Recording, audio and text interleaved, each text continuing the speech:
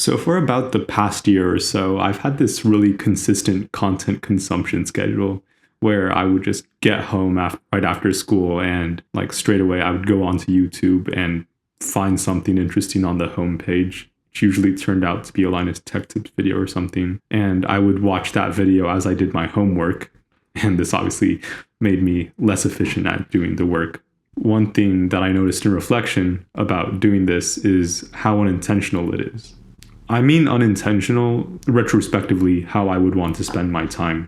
Because around this time in my life, it's probably when the amount of things I'm doing starts to pick up, and I just don't have that much time for inefficiency anymore. One thing I've noticed is that the YouTube algorithm and pretty much social media algorithms in general, they encourage this method of indeterministic content consumption where you start and you don't exactly know what you're going to do next. You could maybe end it right there or watch another video, but you don't exactly know which video that is until you watch it because it's usually recommended for you on the side. And recently I've gotten into this like niche corner of the internet where people write on their blogs, and I subscribe to them via RSS, which is this protocol that aggregates everything into one feed. It's pretty interesting.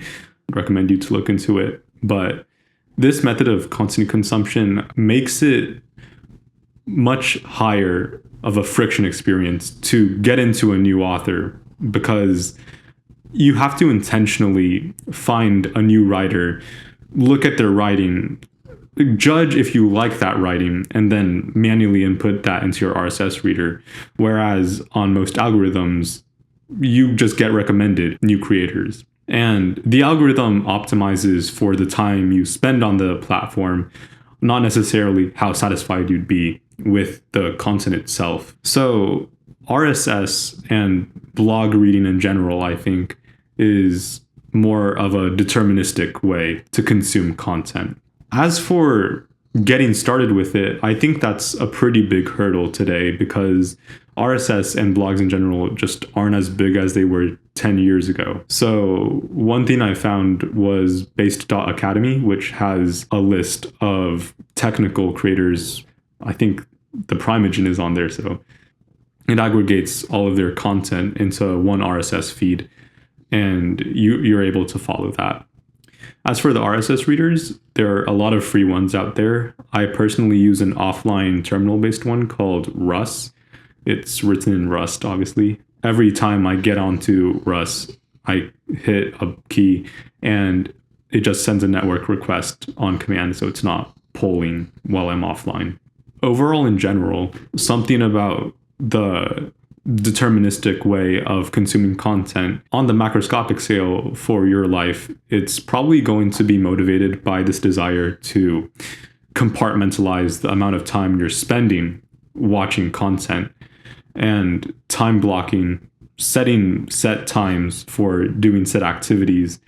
It's a useful tool, but when you're in the middle of a stream of recommendations, it's really not that easy to just give it up. So one thing I've found is on YouTube, disabling your watch history, because when you disable your watch history, it disables the entire home recommendations page.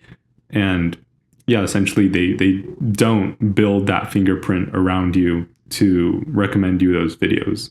Another thing is on browsers, when you search things enough, there's this feature called autocomplete where you just type a letter like Y. And if you've gone to YouTube frequently enough, it just pops into the suggestions and you just hit enter and you're on YouTube.